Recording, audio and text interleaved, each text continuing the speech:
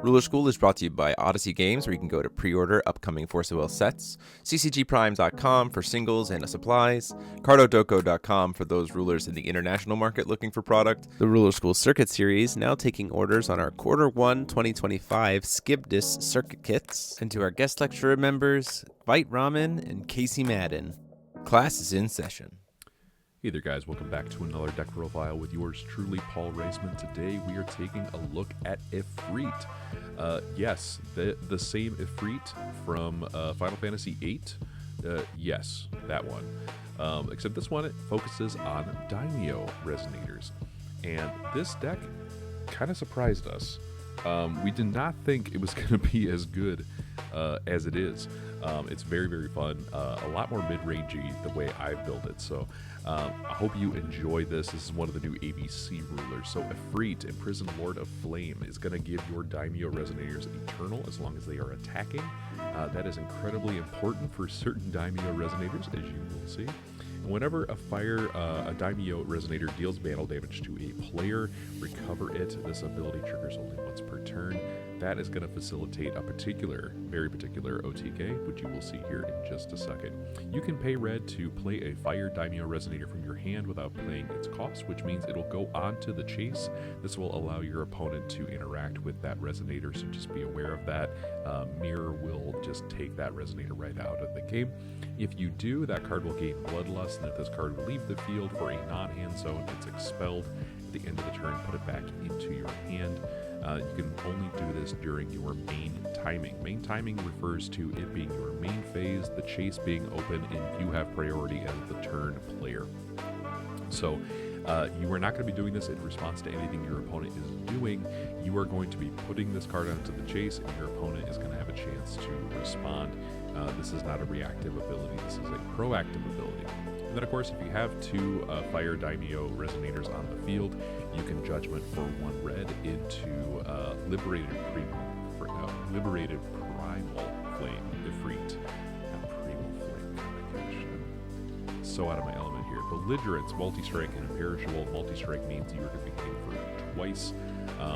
Instead of just your normal 600, you can be doing that 600 2 times. Daimyo resonators you control gain eternal as long as they are attacking, and barrier in general. Barrier total cost 1 or less. Just by being on the field, he is going to grant himself that too, by the way. Whenever a Daimyo J resonator you controls deals battle damage, you are going to deal that much damage to that J resonator's controller, which is a line of text you're going to see on another card here. And then, of course, he has the cheat into play effect for 1 fire. It's really helpful that this card has imperishable too, so if it ends up dying, you can just flip it later. However, in my game with Jeremy, you notice I never made the flip side of Efreet here. So let's talk about the main deck then. I decided to go into a blue direction because of this little nugget right here.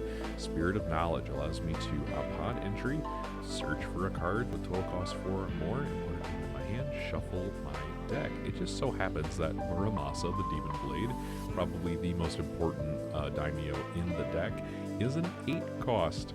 So you will be able to find this off of the little guy, which I think is so funny that we have this like little chicken nugget turning into demonic Hellblade Swordsman guy who has Mythic Pierce, Barrier to Non-Resonators, Belligerence, Bloodlust, Multi-Strike, a Pump Effect for fire-breathing abilities. And then if you control Efreet or an Arcana J ruler, upon entry you can search your deck for a Fire Daimyo resonator and put it into your hand. Whenever battle damage is dealt to a Daimyo J resonator that you control, this card deals that much damage to target player. That's really relevant because your opponent's stuff, when you run into them with Muramasa's Belligerence, they will be dealing damage back to you. In that case, you're going to be just doing more damage to your opponent, which is absolutely hilarious. With Muramasa, if you are going second and you have the coin, you are able to just OTK your opponents. The reason you're going to be able to do that is you're going to call for stone, you're still going to have your coin, you're going to play your Muramasa. Muramasa is going to enter and search your deck for Barbatos. who has natural swiftness, and he rests all other J resonators upon entry. And so he's got that natural 10, he's got that natural 10-1 stat line. He is a Daimyo, so he's going to be able to come in. Because of Muramasa, because of Muramasa, he's going to gain multi-strike, and he has natural swiftness already, and he also has pierce. So what's going to happen is Muramasa is going to give him all of those symbol skills. He's going to swing in for 10. He's going to deal 20 because he has multi-strike, and then because of Efreet and being able to recover a Daimyo Resonator when it deals battle damage to a player, you're going to recover it and then swing again for 4,000 total damage. Now, this might instigate you putting in a second copy of this card. I, however, found one perfectly acceptable. This is a threatening play line that literally says if you have this one card at the start of the game, you just win. Now, if you've watched our Mulligan video, which may or may not be out by the time this comes out, you'll know that getting into Muramasa on turn 1 is not that likely. So this is something you can just have. It's really nice for you to have this in your back pocket, but you do have ways to unleash this combo later on, which is why we are playing Spirit of Knowledge to tutor it out a little bit later. In the meantime, you can play things like Dodgy to deal 500 and dump one of your sealed one-eyed dragons to the graveyard.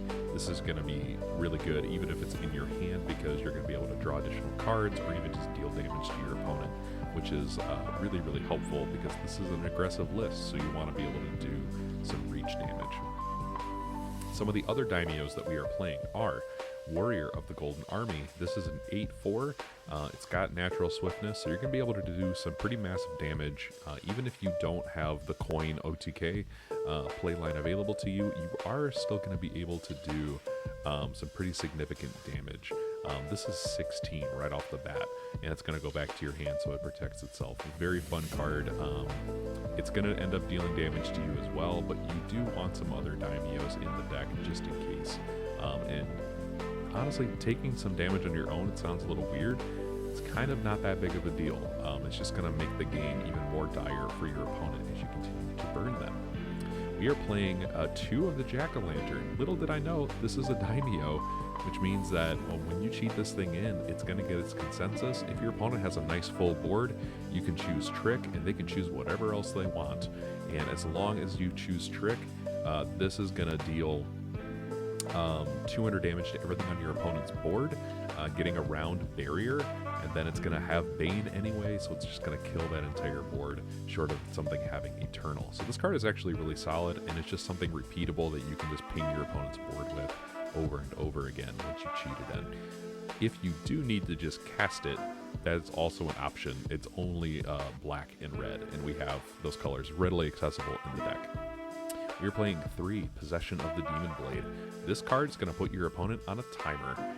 My life will always be higher than your life. Period. That's just going to be the way it is. You cannot gain life. Damage cannot be prevented. You will be taking burn damage. Coupling this with Fire Pit Trap means that your opponent in certain decks, they're going to be trying to cheat things out with 0 will or from a place that is not their hand. And so Fire Pit Trap is going to be doing a lot of different damage to them. And plus, you can just quick cast it in anytime. If your opponent's going to be cheating something in, you Fire Pit Trap them in response, and then it has Barrier. So it's going to be really hard to get rid of. That card plus Possession of the Demon Blade is going to make it so that your opponent is going to be taking a lot of burn damage just by playing the game. Plus, this says your Fire Daimyo J Ruler stuff will not come back to your hand if you put something into the field with their effect, so it's really helpful. Playing a couple of Replicant Genji Tenshon alongside Metal Life Form Dragon. This is just another burn option, and then if you end up making Genji Tenshon, you just have more will to play with, plus then he's got Belligerence. He's going to be really hard to get rid of. You can kind of slow roll your opponent a little bit as you try and find your daimyos, and that's just really, really, really great. At the end of the turn, draw a card if you have a will coin. So it's just a really good, solid mid-range ability that you can just play. One other daimyo we're playing is I can't pronounce that right now. It's too blurred. This guy, the guy who simulates Explode from back in Valhalla Clustered. What's really unique about this guy is he will destroy the resonator that is blocking him, but he will not destroy himself because with Efreet on the field, he'll be gaining Eternal while attacking. So that's kind of cute. They actually made this card semi-functional, and it's great. So here we go. It's just another 8/8 body with swiftness. We're playing some interaction in Cursed Mirror, as well as to Zacky's New Plan. Zacky's New Plan is the anti-GST card. So this card is really, really helpful. Plus, it recycles itself back into the deck. You're drawing a lot of cards. This card is useful for that. We're playing 2, the Last Secret Sword. This just ends the game. There you go. Just ends the game. And if you end up dropping a Raging Messiah before that, you're going to be dealing 2k instead of just 1. So Raging Messiah is here just to extend your damage. Magic Stones. You're playing 2 of your Tri-Stone of choice. This is going to be your black, red, and blue Tri-Stone, along with your Hearth's Cores and your Scorched Bales. You can also go into the Ruby of Lycan's Blood, which is going to be really helpful if you need some green and some Moonshades as well if you want to play Shiva. In the sideboard, we didn't play it this time. Shiva would have been really, really helpful. But we do have the Rogue Spectator still and the Fire Pit Trap. Again, Fire Pit Trap in this deck really, really important in general. So this deck was super fun. We did a lot more with it than we thought we would. Definitely thought I would be going into the Hyde matchup at a disadvantage. Little did I know. This deck has a lot going for it. So if you just want something fun, if you like big resonators, if you like just feeling like a maniac, a berserker, Efreet is the deck for you. But let me know what you guys think down in the comment section down below. Are there cards or strategies that you've been using with Efreet? I'd love to know down in the comment section. And while you're down there, hit like, hit subscribe, ring that bell. And until next time, guys, this has been Paul saying class is dismissed.